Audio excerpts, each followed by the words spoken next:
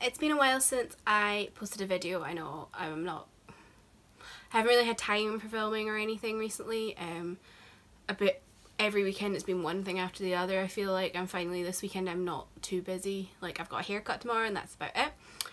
So yeah, I thought I'd film a video or two. I recently started a Bookstagram, so if you're interested in Bookstagram, go follow me down there. I've left my link down there. It's Kirsty Reads blog, same as my blog.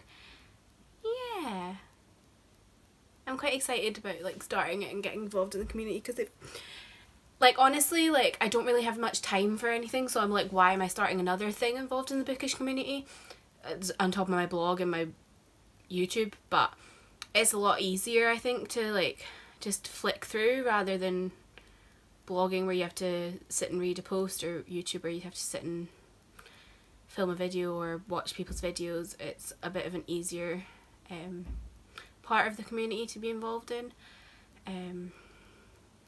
You can probably tell I've got a bit of a cold at the moment. It was at its peak about 2 days ago, so it's beginning to go away now. But yeah, I'm sorry if I sound really nasal and you can't hack it. So as you can see from the title, this is my most anticipated reads of 2018 that I still have not got to.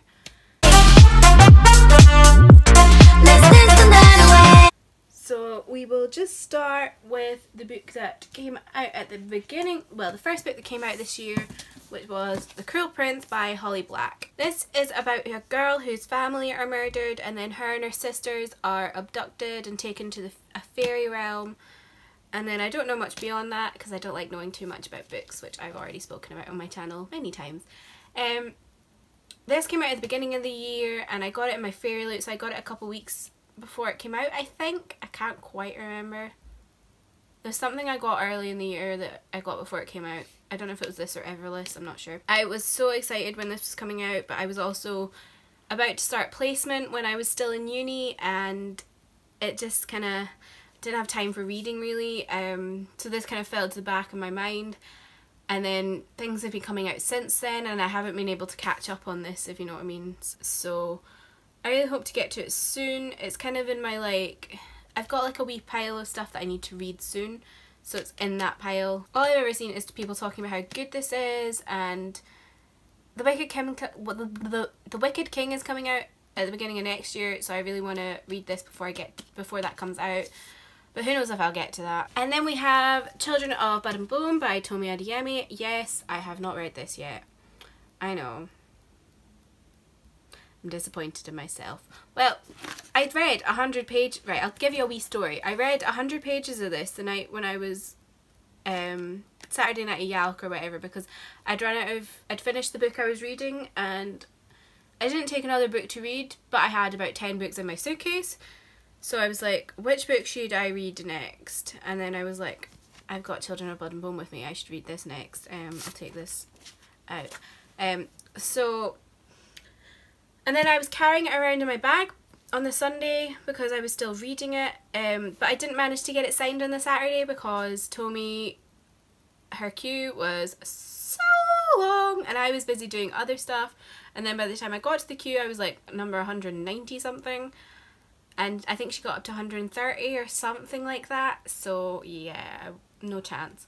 But on the Sunday I was at a queue for another signing with someone from Macmillan, and one of the lovely ladies from Macmillan, Kat, she was talking to me and Kate, and we were just talking about how for my first time it seemed to be really well organised, and my only disappointment was that I didn't get to meet Tomi, and I wasn't really trying to get anything out of that. I was just telling her that I would have loved to have met her, but I couldn't. And she was like, do you have your book with you? And I was like, I do. And she was like, great, I can get it signed for you if you'd like, because I'm going on the tour with her. And I was just like, oh my god, yes. So I got my book signed by Tomi, even though I didn't get to meet her at Yalk, but I still got it signed, so I'm quite happy, and it has my name on it. Yeah, so I'm really hoping to get to this really soon. Like, I think I'll probably read this 3 books from now. I've got one library book, one book I need to read soon because it's coming out, and the author like contacted me to do a review, so I hope to do that like when it comes out. But yeah, that's like next after that kind of stuff. And then we have Furyborn by Claire Legrand, which I've had since last year because I got it as an ARC in a fairy loot box, and I'm really annoyed because I still haven't read this. But it's kind of daunting, really. It's massive, like thick and thick and tall, so I'm a bit kind of scared about it. This is really funny because I've only got one American ARC which I picked up from a charity shop, and I don't think it looked like this, but on the back of it it's got all this stuff about like the marketing and publicity campaign, which I think is mental. So this is about a girl who whose best friend is ambushed, and she risks everything by exposing that she has all kinds of elemental magic which no one really has. So something happens with prophecies and something like that. I don't really know, but it sounds really interesting. And I've heard a lot of people talking about it, and I love this, like, the ARC cover because it's nice and glittery and stuff. I really appreciate when people put attention to ARCs, because whilst I know they're giving them away for free, so they don't want to put too much time into them. So us bloggers, we get ARCs for reviewing purposes, and that's great and all, and some of us only get the ARCs and we can't afford to buy the full copies, and some people can and some people can't. So it's really nice when a bit of attention to details put into ARCs, because some people can't afford to get the full copies and they want something that's nice on their shelves. And then we have Smoke in the Sun by Renee Ahdieh, which I've spoken about 3 times on my channel so far already this year. But I really enjoyed Flame in the Mist last year, and I was really desperate for this coming out. Like, I immediately contacted the publisher saying, can I be on the list for copies when they come out, and they were like, yeah, sure. And then I just haven't had the time to get to this for some reason. I've been reading other things, and then this has kind of fallen to the back of my mind. But Flame in the Mist is kind of like a mashup of Mulan and 47 Ronin, and it's about a girl who is on her way to be wed in like the capital city. It's kind of like it's a fantasy world based on feudal Japan, and she is on her way to get married, and then her like litter, you know, the thing where you like carry like is attacked by a bunch of like rogue people, all in black clothing and stuff, and so she wakes up. They all think she's dead, but she is not. The rest of everyone around her is dead, including her maid, who she adores. So she quickly slips out and runs into the forest, and then after a wee while she gets caught up in some bandit kind of like gets caught up in some bandits and poses as a man. And yeah, it was a really fun book, and I really want to read this, and yeah.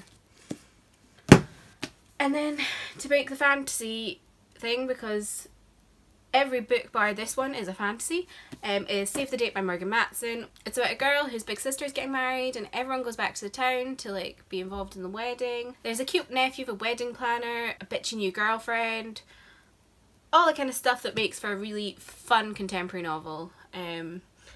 And I really enjoyed The Unexpected Everything by Morgan Matson, which was her last release, and I'm really excited for this one.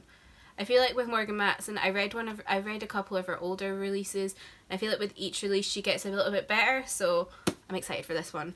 And this I'm going to read soon because I'm really in the mood for it.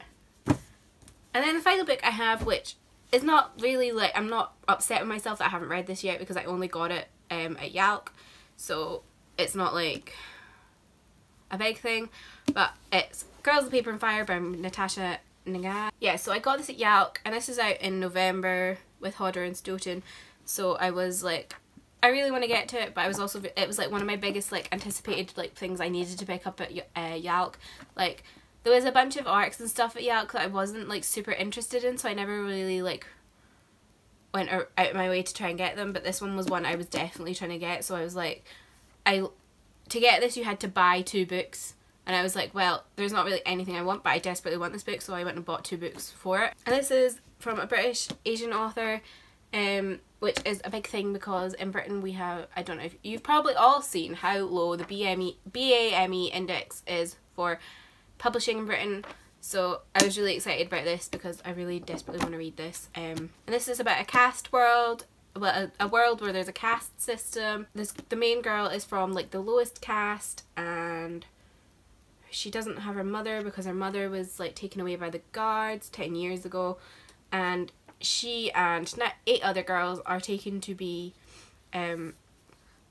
trained to be the consorts of the king. So it sounds really interesting, really up my street. Like I really enjoy Asian inspired fantasy, like Eastern Asian, Southeastern Asian, like Indian inspired fantasy, just all that kind of stuff, because it's just so different to what I know, because I'm a white person in Scotland, so I like to see other sides of things. Like growing up I didn't have books that were like Asian inspired fantasies, so it's really cool to like see so much of it now. As someone who has travelled through Asia, it's really interesting to kind of see the places where these places are inspired by, these books are inspired by. So yeah, that's my most anticipated reads of 2018 that I still have not got to yet.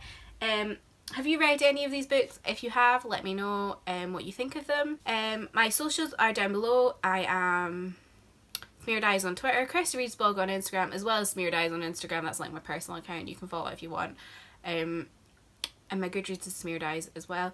And you can follow me on my blog at kirstyreadsblog.wordpress.com, which I will also leave down below.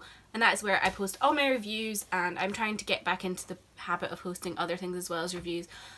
It's just hard. So yeah, if you enjoyed my video, please leave me a like, maybe subscribe to me, turn on the notifications, all the good stuff. Thanks for watching. Bye!